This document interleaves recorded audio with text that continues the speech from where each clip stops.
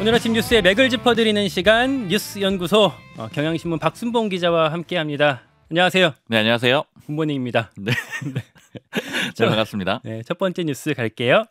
이재명 선거제 결정. 이재명 대표 선거제 사실 결정을 한다 되게 작년부터 말이 많았었는데 이제는 진짜 하는 겁니까?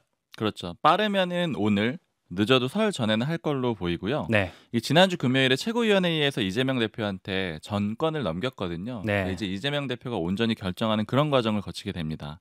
원래 당초에는 전당원 투표를 거친다 이런 얘기들도 있었고 실제로 제가 확인을 해보니까 그 실무진에서 그런 검토를 했던 것도 맞거든요. 근데 이재명 대표한테 넘기기로 하면서 이 전당원 투표는 안 하기로 한 걸로 좀 그런 쪽으로 거의 방향이 됐고요. 네.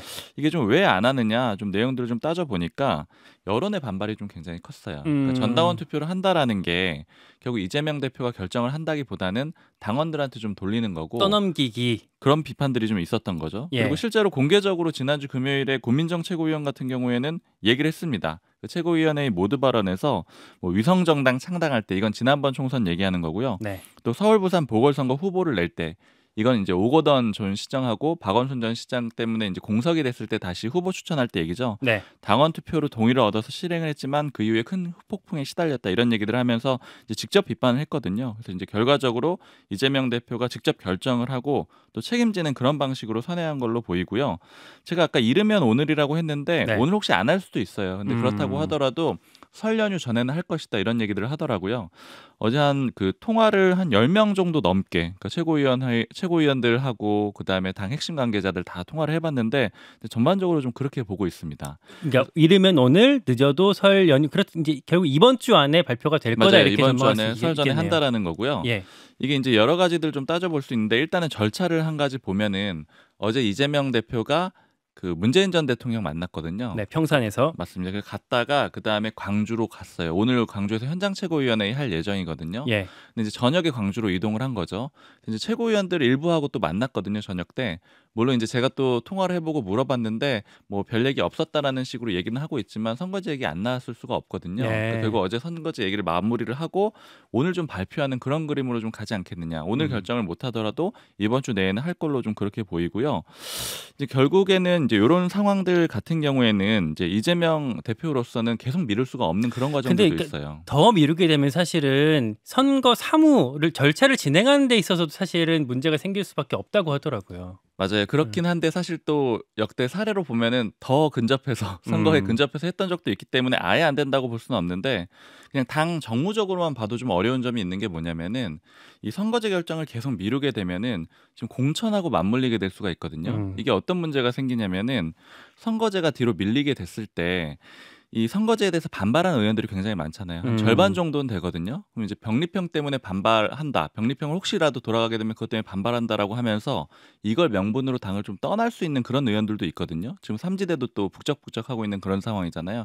그러니까 이런 것들 때문에 무한정 미룰 수는 없는 거죠. 그러니까 뭐 관계자가 하는 얘기가 이 선거제 결정하고 공천이 맞물리면 안 된다. 그러니까 두 개를 좀 분리시켜야 된다라는 거예요. 두 개가 동시에 붙게 되면은 의원들이 더 쉽게 이탈할 수 있기 때문에 그래도 조금 빨리 처리를 해줘야 된다 이런 얘기들이 그런 나오고 있습니다. 현실적인 부분도 고려가 될 수밖에 없다라는 얘기인 거죠. 네. 그러니까 그럼 결국 이재명 대표가 연동형을 유지할 것이냐 아니면 병리평으로 돌아갈 것이냐 이게 가장 큰 핵심 질문이 될 수밖에 없을 텐데 그건 좀 전망이 되고 있습니까? 다들 정말 모르겠다라고 하고 사실은 이제 저희도 취재를 쭉 하면서 기류들을 많이 듣는데 어떨 때는 병리평으로 갔다. 그러니까 사실 병리평 쪽이 이재명 대표는 조금 많았었거든요.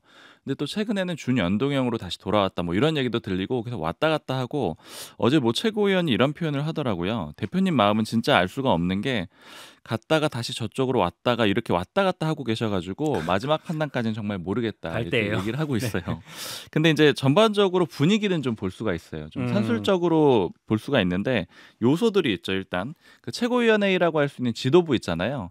지도부는 전반적으로 병리평으로 돌아가야 된다. 예. 이게 좀 우세합니다.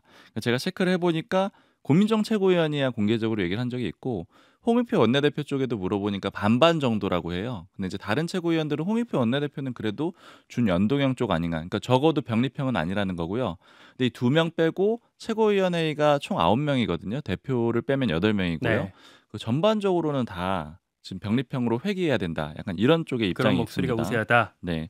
그리고 의원들은 아까 절반 정도라고 말씀드렸는데 숫자로 좀 명확하게 볼 수가 있는 게 지난달 26일에 의원들이 입장문 낸 적이 있었거든요. 네. 그때 병립형으로 돌아가는 거 반대한다라고 하면서 입장문을 자기 이름 올려가지고 쭉 냈는데 그때 80명 명의로 이름을 냈어요. 물론 이제 그게 나중에 나 빼주세요 뭐 이런 의원들도 있었습니다. 근데 그 다시 들어간 의원들도 있고요. 근데 뭐 대략적으로 80명 정도라고 160명 치면 중에서 80명이면 절반 정도 된다고 볼 수 맞습니다. 있겠네요. 그리고 이제 당원들은 이제 아까 전당원 투표 안 한다라고 말씀드렸는데 그거 안 하는 게 작년 말에 이미 충분히 좀 조사를 돌려봤다라는 거예요. 어제 뭐 그 이 대표 측 핵심 관계자랑 얘기를 해보니까 작년 말에 그 당원들에 대한 의견 수렴을 다 해봤는데 권역별 비례대표제가 훨씬 많았다라고 합니다. 제가 그래서 어느 정도 되냐 6대 4가 넘느냐 그랬더니 6대 4는 넘는다. 권역별 비례라는 건 이제 연동형을 네. 예, 얘기한 거죠. 예. 아니죠. 이제 병립형 비례대표제를 얘기하는 거예요. 아, 그러니까 제가 이 표현은 뺄게요. 병립형 예. 플러스 권역별 그 맞습니다. 얘기가 많았다라는 거죠. 병립형으로 회귀하는 게 당원들 의견이 좀 많았다라는 예. 건데 병립형 그러면 6대 4는 넘냐라고 했더니 그건 넘고 그럼 7대 3도 넘느냐 이렇게 물어보니까 7대 3은 안 된다라 그래요. 그러니까 한 60%대 정도에서 당원들은 병립형에 찬성을 하고 있다라는 거예요. 그리고 이제 이렇게 해서 가지고 좀 요약을 해보면은요, 그러니까 좀 헷갈리실 수가 있는데 병립형, 그러니까 지금 현재가 준연동형이거든요.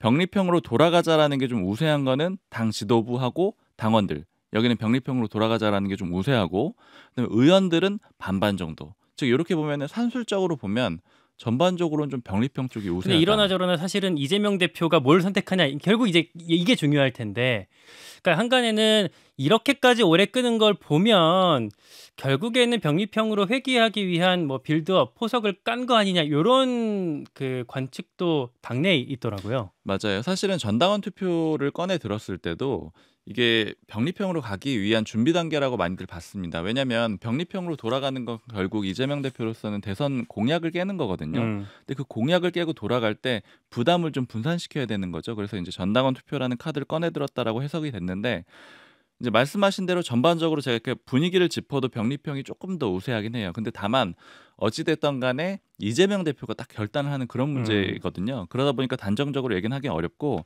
그리고 이제 측근 그룹들이 있어요. 네. 뭐 예를 들어서 뭐 천준호 비서실장이라던가 아니면 김영진 정무조정실장이라던가 이렇게 아주 그 최고위원들 외에도 측근 그룹들이 있는데 여기에서도 준연동형으로 가야 된다는 의견이 좀 만만치는 않아요. 그러니까 그래서 아주 산술적으로 볼 수는 없는데 다만 말씀해 주신 대로 전반적으로는 병립형이 좀 우세합니다. 그래서 끝까지 봐야 한다라는 얘기가 나오는 것 같고 하나만 더 짚어보면 어제 이제 문재인 전 대통령과 이재명 대표 간의 어떤 회동에서도 선거제 얘기가 안 나올 수가 없었을 것 같거든요. 네. 이 내용도 좀 어느 정도 취재가 됐나요? 네.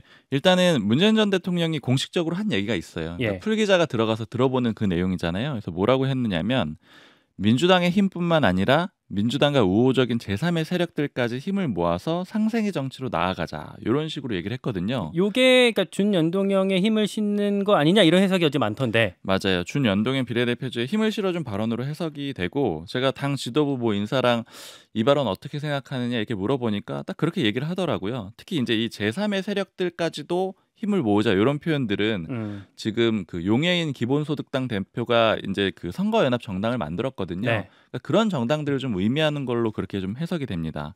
그리고 아까 이제 비공개 선거제 얘기가 있었는 얘기 좀 궁금한데 그러니까 문명 두 사람 간에 이렇게 공개된 대화도 있었지만 비공개석상에서 나눴던 대화도 있었는데 그 안에서 무슨 얘기가 나왔을까? 네. 네. 제가 이제 뭐 친문계 의원하고 얘기를 해봤는데 사실 이제 내용은 공개할 수 없다라고 하는데 선거제 얘기는 분명하게 전달을 했다라 그래요. 근데 이제 전반적으로 뭐 고민정 최고위원이나 윤건영 의원 그러니까 이제 친문계 인사들의 발언들을 보면은 준연동형 비례대표제를 좀 주장을 하고 있거든요. 그래서 이제 그쪽으로 좀 무게가 있는 걸로 해석이 됩니다. 이번 주에 과연 이재명 대표가 어떤 선택을 내릴지 지켜보기로 하고요. 우린 두 번째 이슈로 넘어가겠습니다. 중텐트 삐그덕. 중텐트 삐그덕 어제 이제 새로운 미래 창당 대회가 있었는데 저는 깜짝 놀랐어요. 네. 이원욱, 조응천 의원 두 사람이 그 창당 대회에 불참했고 그리고 두 사람이 합류하지 않겠다라는 선언을 냈잖아요. 이게 일종의 데자뷰가 좀 있잖아요. 데자비. 네, 예전에 그 원칙과 상식이 그 민주당에서 탈당을 할 때 네. 그 한번 윤영찬 의원이 불참을 했었던 적이 있었죠. 근데 그때 직전에 해가지고 기자회견문을 막 바꾸고 이랬었거든요. 이번에도 창당대회 1시간 전에 연락을 해가지고 못 온다라고 했다라는 거예요. 네. 그래서 좀 상황이 좀 비슷하다고 볼 수가 있고요. 이제 말씀해주신 대로 두 군데가 합쳤어요.